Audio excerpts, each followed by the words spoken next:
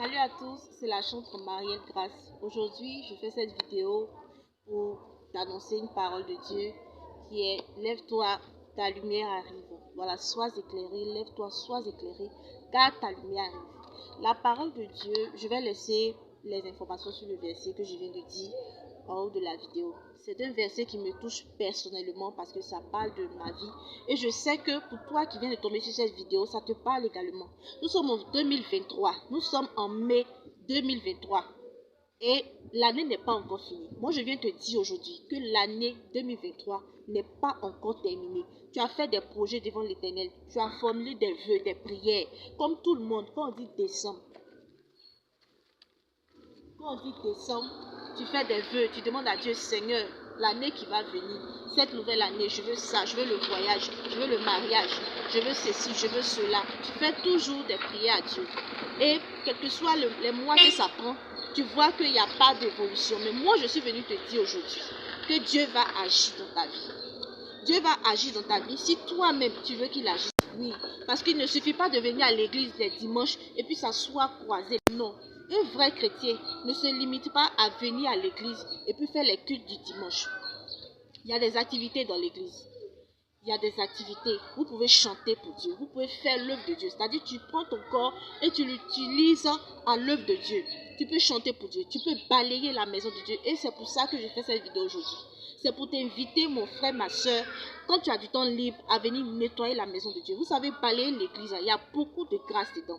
C'est quelque chose que tu négliges. C'est quelque chose que tu ne connais pas peut-être. C'est quelque chose qu'on t'a pas enseigné. Mais moi, la chante Marielle Grace, je suis venue te dire aujourd'hui que balayer l'église là, ça va t'ouvrir les portes inimaginables que toi-même tu n'as jamais pensé en cette année 2023. Bien.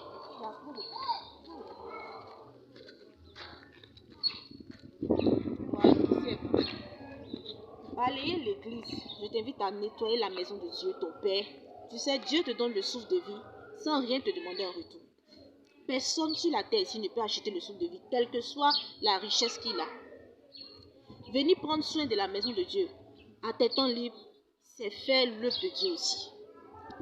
Quand tu finis, tu dis à Dieu merci pour la force que tu m'as donnée de prendre soin de ta maison.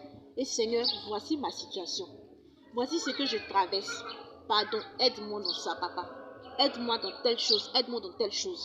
C'est comme ça on fait l'œuvre de Dieu. C'est comme ça on attire la faveur, l'amour encore plus de Dieu dans notre vie. Je parle du balayage. Deuxième chose, prier pour les malades, prier pour nos frères et sœurs. Je te parle des groupes de prière d'intercession. Voilà, moi j'ai un groupe d'intercession qui s'appelle le groupe Elishama.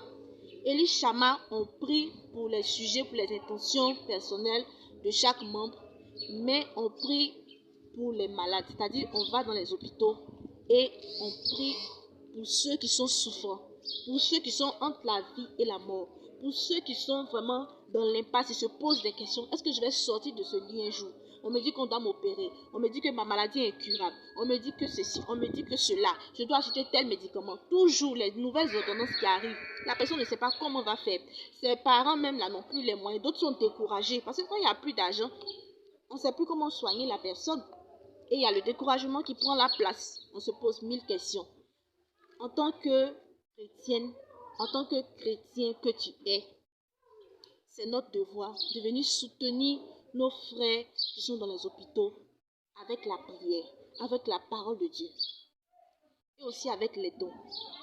Vous savez, ceux qui sont dans les hôpitaux ont aussi besoin de dons. Il y a des personnes, c'est vrai, qui sont malades et d'autres ont leurs parents à côté d'eux, mais ce n'est pas le cas pour tout le monde. Il y a d'autres, leurs parents les ont abandonnés. On est là comme ça, on ne sait pas de quoi demain sera fait.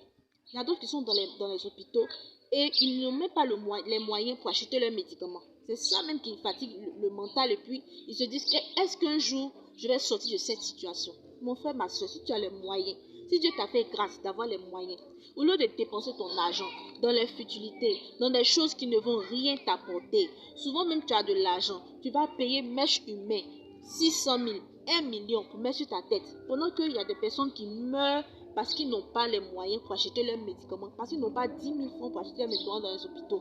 Il y a des personnes qui souffrent, qui meurent de faim quelque part. Vraiment que le Seigneur touche ton cœur par cette vidéo. Que le Seigneur touche ton cœur par cette vidéo, mon frère, ma soeur, toi qui as les moyens. Et je prie que le Seigneur touche ton cœur pour que tu composes mon numéro afin que tu puisses intégrer mon groupe de prière pour les malades Elishama, mon groupe d'intercession Elishama. Si tu ne peux pas prier, te déplacer avec nous dans les hôpitaux, dans les salles d'accouchement, dans les prisons. Je prends par exemple la maison de correction, la maison d'arrêt de correction d'Abidjan, la MACA. Pour ceux qui n'ont jamais été arrêtés par les policiers parce qu'ils n'avaient pas leurs pièces, ils ne peuvent pas comprendre de quoi il s'agit. Mais pour nous qui avons été arrêtés une fois dans la rue, parce que tu n'as pas tes pièces, tu vas passer la nuit enfermé dans une cellule quelque part au commissariat ou bien quelque part. Mais les conditions même dans lesquelles tu es enfermé, en fait, ça te fait réfléchir. Tu es seul, tu n'as pas tes parents à côté de toi, tu n'as personne. Et tu te dis, mais Seigneur, qu'est-ce que je fais ici? Et en même temps, tu te poses la question, et mes frères et sœurs qui sont à la MACA depuis des années, dans des conditions plus difficiles, plus pénibles. Mon frère, ma soeur, je veux te dire que ceux qui sont à la MACA, ils ont besoin de vêtements, ils ont besoin de nourriture. Il y a d'autres qui sont dans les prisons, c'est vrai, ils ont commis des erreurs, c'est vrai, ils sont en train de purger leur peine, c'est le droit, c'est la loi, c'est vrai, c'est comme ça. Mais en tant qu'enfant de Dieu, en tant que personne qui avons l'amour du prochain, l'amour de notre prochain, la parole de Dieu dit, aime ton prochain comme toi-même. Je vous assure que quand je me suis retrouvée dans la prison, j'ai voulu en cet instant-là voir mes parents. J'ai voulu en cet instant que quelqu'un vienne à mon secours, mais je n'avais personne. Qui a causé cet état-là dans ma vie? Qui a causé cette situation? C'est moi-même. Je suis sortie la nuit sans avoir mes pièces. Mais c'est une situation où tu te rends compte que tu es seul en fait. Et que tu n'as personne à part Dieu. Il y a des situations comme ça dans la vie. Il y a des situations comme ça dans la vie où tu te retrouves avec toi-même. Tu es seul avec toi-même. Tu es seul avec ta destinée. Tu es seul avec ta vie. Mais je veux te dire que dans cette situation encore, là encore, tu n'es pas seul. Tu as Jésus qui est avec toi. Tu as ton ami fidèle Jésus qui est avec toi. Tu as Dieu qui est avec toi. Et c'est lui seul qui peut te sortir de ce genre de situation. La parole de Dieu dit, si tu crois, tu verras la main de Dieu. Et chez nous, en Afrique, ici, en Côte d'Ivoire, ici, notre jargon, on dit quoi? On dit là où la main de l'homme s'arrête, c'est là-bas la main de Dieu commence. Mon frère, ma soeur, quelle que soit ta situation, je veux te dire que si tu n'as plus de capacité pour résoudre ton problème, si tu n'as plus de force pour résoudre ton problème, Jésus peut le résoudre pour toi. Si tu n'as plus de moyens pour résoudre ton problème, si tu penses que ta maladie, si on t'a dit, les médecins t'ont dit que ta maladie, tu ne peux pas guérir. Moi, je suis venue te dire aujourd'hui par cette vidéo que Jésus va guérir ta maladie. Parce qu'il est celui qui guérit toutes sortes de maladies. Il n'y a rien qui lui est impossible. Il n'a pas de limite. Il est no limite. Il est capable de tout. Il peut tout. Il s'appelle Dieu. Il s'appelle Jésus. Et Jésus signifie Dieu sauve. Et Dieu va te sauver au nom de Jésus. Alors, quelle que soit ta situation, il faut, quelle que soit ta situation, il faut avoir l'habitude de donner. Il faut aimer partager. Voilà. Le Seigneur Jésus, quand il est venu sur la terre, il nous a montré le partage. Il nous a montré le partage. Il faut partager. Voilà pourquoi lui-même, il a donné son corps et son sang à la croix. Pour que nous, aujourd'hui, par l'Eucharistie, par la communion, on partage son corps et son sang, qui est le vrai pain divin, qui est l'arbre de vie. Alors, si tu aimes partager, tu peux me contacter. On va ensemble prier pour nos frères malades. Prier pour nos frères qui sont dans les prisons. Vous savez, même dans la prison, on peut recevoir Jésus. Et la vraie liberté, c'est la liberté de l'âme. Ce n'est pas la liberté faussement physique. La vraie liberté, c'est la liberté de l'âme. Une fois que Dieu vient à ton secours, une fois que Dieu se soucie de ton cas, tu peux être libéré à tous les niveaux de ta vie. Voilà, ce qui même te semble impossible, même si tu penses que toi, tu ne pourras pas, Dieu peut toucher le cœur des autorités et on peut dire à cette personne ou à ce groupe de personnes, on leur fait grâce cette année. Ça arrive, il y a des années de grâce. Tu peux être parmi ces personnes-là. Vraiment que Dieu te bénisse pour avoir suivi ma vidéo. Voilà cette longue vidéo, que le Seigneur te bénisse et que Dieu touche ton cœur. Je répète encore, on a besoin de personnes pour venir prier avec nous. Voilà, pour venir intercéder pour notre pays, pour nos artistes, pour nos chantres, pour le gouvernement, pour nos footballeurs qui sont beaucoup attaqués dans leur vie de famille comme dans leur santé. Voilà, on doit prier, on doit prier. Un pays, c'est avant tout spirituel. Voilà, il faut beaucoup prier pour notre pays qui a vécu vraiment tellement de crises, tellement de choses. Il faut prier pour notre pays, il faut prier pour ceux qui sont malades. Quand tu as le temps, viens aussi t'occuper de la maison de Dieu. Viens nettoyer la maison de ton Père.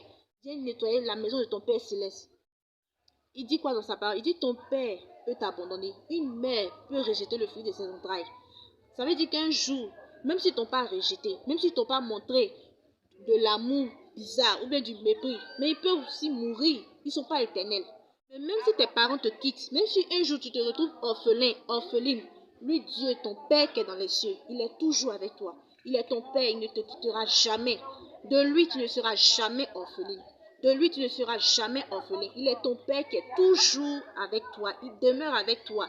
Pour toujours, pour l'éternité, il est ton Père. Et il t'aime. Son amour n'a pas de limite pour toi. Son amour n'a pas de condition pour toi. Quel que soit l'état dans lequel tu es, quelle que soit la vie de péché même que tu mènes, Dieu t'aime. Dieu t'aime. Et il veut changer ta vie. Si tu tombes sur ma vidéo, même si tu es un drogué, même si tu es une prostituée, même si tu es un homosexuel, quel que soit l'état de péché dans lequel tu es, je viens te dire aujourd'hui que si tu demandes chaque jour à Dieu de changer ta vie, mon frère, ma soeur, Dieu va changer ta vie. Dieu va changer ta vie. Parce qu'il y a une parole qui dit, il y a un adage qui dit, l'habitude devient une seconde nature. Et la parole qui est là, ça agit. Si tu fais sortir de bonnes paroles sur toi, pourquoi les bonnes choses ne vont pas t'arriver? Que le Seigneur, ce qui est jeûne et prière et retraite, c'est pas forcément par là, c'est pas seulement par là que Dieu va bénir. C'est pas seulement par là. Il y a des petits gestes, il y a des petits actes que tu poses. Comme ça, la personne ne s'attendait pas à ça et puis tu lui fais ce don, tu lui fais cette surprise-là. Dieu aussi, le miracle auquel tu t'attends même pas, c'est comme ça que Dieu va agir dans ta vie. Que Dieu te